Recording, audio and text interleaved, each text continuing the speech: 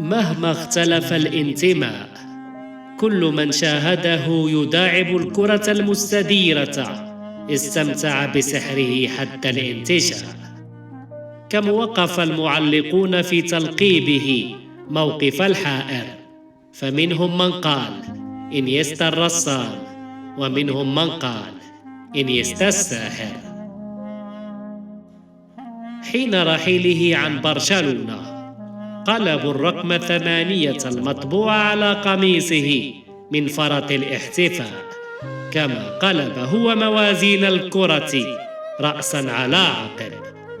ألا إنه خالد في القلوب إلى ما لا نهاية، وما جاء رقم قميصه المقلوب بخبر كذب. وأنا لم أدري كيف قرأت في اسمه لحظة غياب عيدا غاب فاؤه، إن فيستا، فلربما سقطت الفاء مراوغة وعدوى.